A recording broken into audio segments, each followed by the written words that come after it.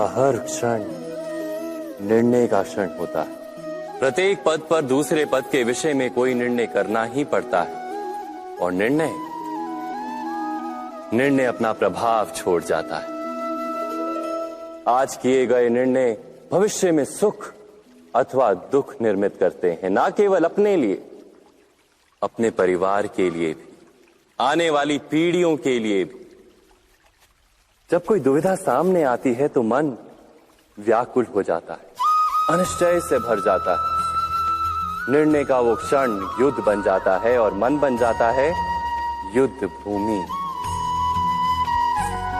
अधिकतर निर्णय हम दुविधा का उपाय करने के लिए नहीं, केवल मन को शांत करने के लिए लेते हैं। पर क्या कोई दौड़ते हुए भोजन कर सकता है? नहीं। तो क्या युद्ध से जूझता हुआ मन कोई योग्य निर्णय ले पाएगा? वास्तव में शांत मन से जब कोई निर्णय करता है तो अपने लिए सुखद भविष्य बनाता है, किंतु अपने मन को शांत करने के लिए जब कोई निर्णय करता है तो वो व्यक्ति भविष्य में अपने लिए कांटों भरा वृक्ष लगाता है। स्वयं विचार कीजिएगा।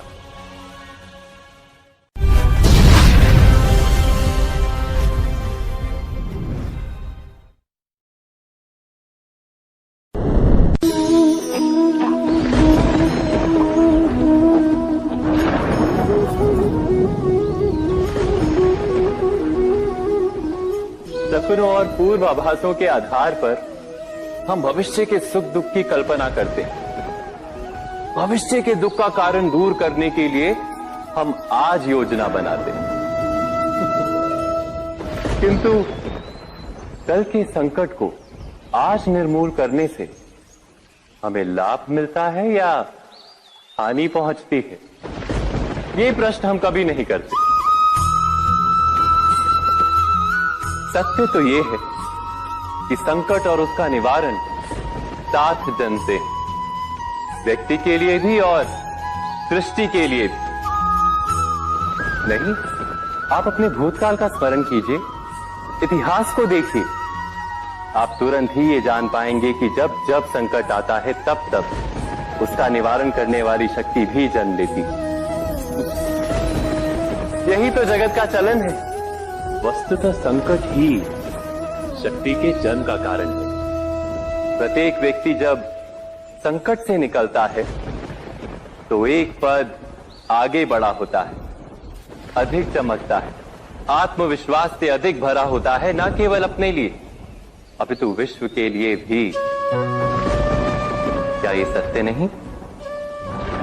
वास्तव में संकट का जन्म है एक अवसर का जन्म, अपने आप को बदलने का, अपने विचारों को ऊंचाई पर करने का अवसर, अपनी आत्मा को बलवान और ज्ञान मंडित बनाने का अवसर।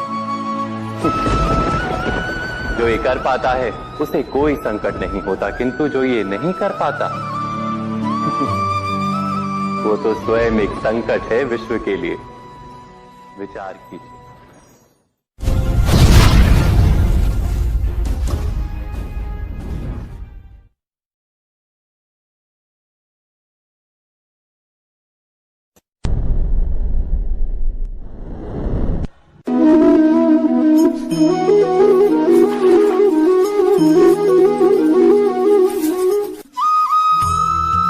जीवन में आने वाले संघर्षों के लिए जब मनुष्य स्वयं को योग्य नहीं मानता, जब उसे अपने ही बल पर विश्वास नहीं रहता, तब वो सद्गुणों को त्याग कर दुर्गुणों को अपनाता है। वस्तुतः मनुष्य के जीवन में दुर्जनता जन्म ही तब लेती है जब उसके अंतर में आत्मविश्वास नहीं होता। आत्मविश्वास ही अच्छाई को धारण करता है। ये आत्मविश्वास है क्या?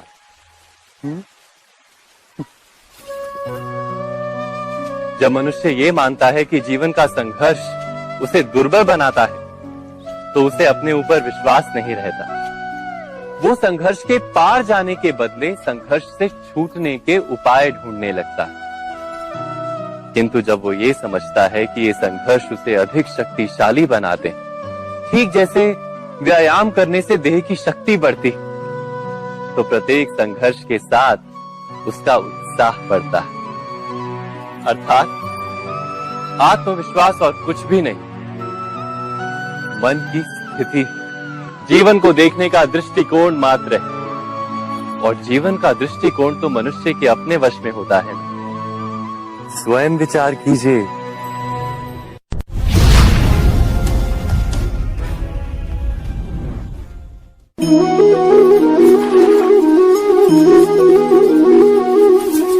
पिता सदा ही अपने संतान के सुख की कामना करते, उनके भविष्य की चिंता करते रहते।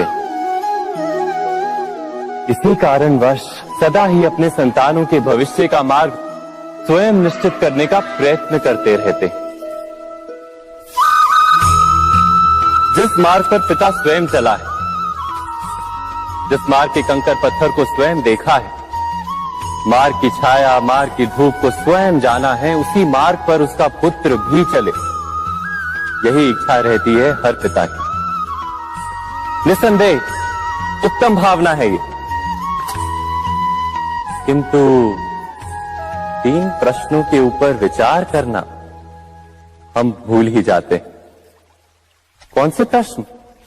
प्रथम प्रश्न, क्या समय के साथ प्रत्येक मार्ग बदल नहीं जाते?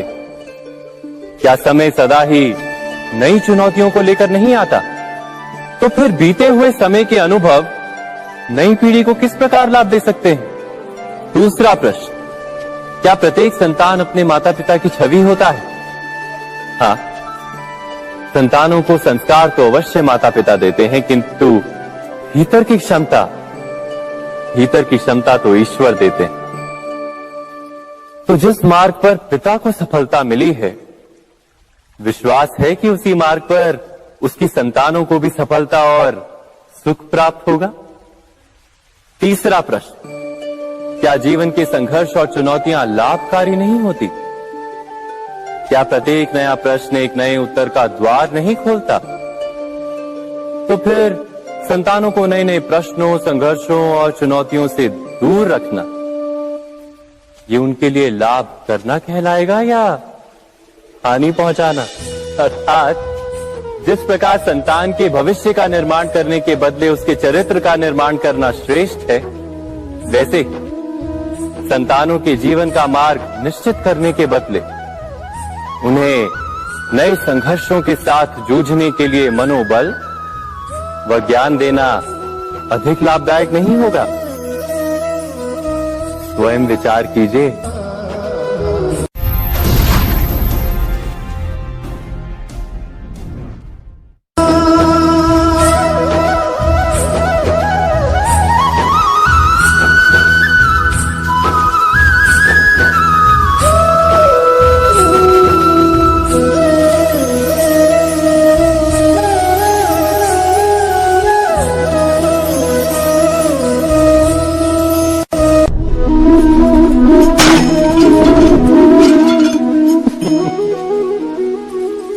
कभी कभी कोई घटना मनुष्य के जीवन की सारी योजनाओं को तोड़ देती और मनुष्य उस आघात को अपने जीवन का केंद्र मान लेता।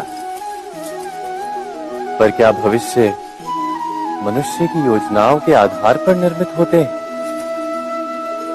नहीं। जिस प्रकार किसी ऊंचे पर्वत पर सर्वप्रथम चढ़ने वाला उस पर्वत की तलाई में बैठकर जो योजना बनाता है, क्या वही योजना उसे उस पर्वत की चोटी तक पहुंचाती है? नहीं, वास्तव में वो जैसे जैसे ऊपर चढ़ता है वैसे वैसे उसे नई नई चुनौतियां, नई नई विडंबनाएं, नए नए अवरोध मिलते हैं। प्रत्येक पद पर वो अपने अगले पद का निर्णय करता है। प्रत्येक पद पर उसे अपनी योजनाओं को बदलना पड़ता है। कहीं पुरानी योजना उसे खाई में ना ढकेल दे। वो पर्वत को अपने योग्य नहीं बना पाता, केवल स्वयं को पर्वत के योग्य बना सकता है। क्या जीवन के साथ भी ऐसा ही नहीं? जब मनुष्य जीवन में किसी एक चुनौती को, एक अवरोध को अपने जीवन का केंद्र मान लेता है, अपने जीवन की गति को ही रोक देता है तो वो अपने जीवन में सफल नहीं बन पाता और ना ही सुख और शांति प्राप्त कर पाता। अर्थात जीवन को अपने योग्य बनाने के बदले स्वयं अपने को जीवन के योग्य बनाना ही सफलता और सुख का एकमात्र मार्ग नहीं। स्वयं विचार कीजिए।